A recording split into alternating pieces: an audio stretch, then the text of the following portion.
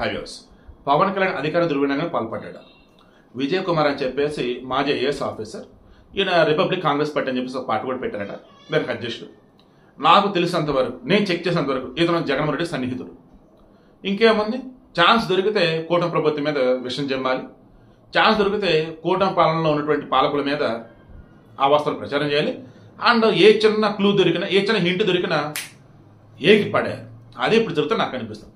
పవన్ కళ్యాణ్ అట హరిహర వీరమల సినిమా కట ప్రమోషన్స్ కావచ్చు, రిమైనింగ్ వాటికి కావచ్చు, ప్రభుత్వ ధనాన్ని వాడాడట. ప్రభుత్వం తనకి ఏదైతే అధికారం కల్పించిందో అధికారాన్ని దుర్వినియోగం చేశాడట. హైకోర్టుకి వెళ్ళేసి సిబిఐ విచారణ జరిపించండి, వీరైతే అవినీతి నిరోధక చట్టం 1988 ప్రకారం ఏసీ విచారణ జరిపించండి అన్నాడు. కోర్టు మొత్తం చూసి ఈ విచారణలో సిబిఐ న్యాయవాదిని అండ్ ఏసీబీ న్యాయవాదిని అటాచ్ చేయండి, వారానికి వాయిదా వేస్తున్నాం అని అన్నారు. నేను మొత్తం క్రాస్ చెక్ చేశాను.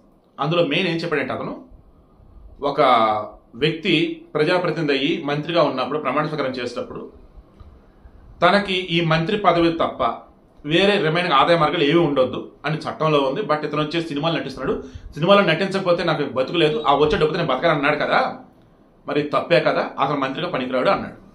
తర్వాత హరిహర వీరమల సినిమా టికెట్ల పెంపుకు సంబంధించి ఫైల్ వచ్చింది. ఆ ఫైల్ క్లియర్ చేసింది ఈయనే. దెన్ అక్కడ కూడా ఈయన శాఖ కాని దానిలో ఈయన ఏళ్ళు పెట్టి క్లియర్ చేశాడు, అక్కడ అధికార దుర్వినియోగం పాల్పడ్డాడు అన్నాడు. ఈయన శాఖ కాని దానిలో ఈయన సంతకం పెడితే చెల్లిద్దా?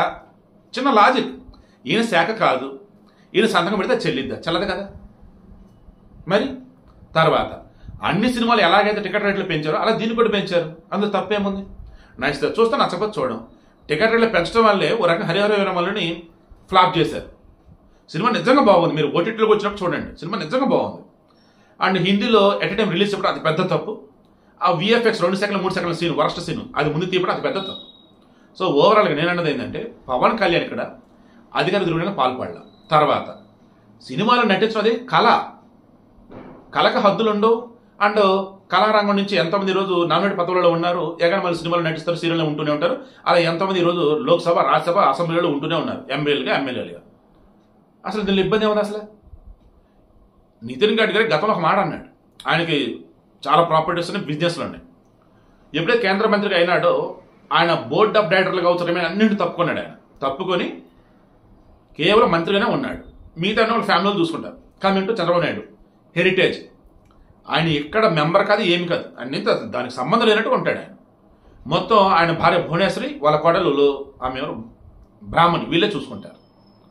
సో ఇక్కడ ఈయనటువంటి ఆదాయం కూడా ఏం లేదు కదా. పవన్ కళ్యాణ్ నటిస్తున్నాడు, నటనకు సంబంధించేసి అది వ్యాపారం కాదనమాట.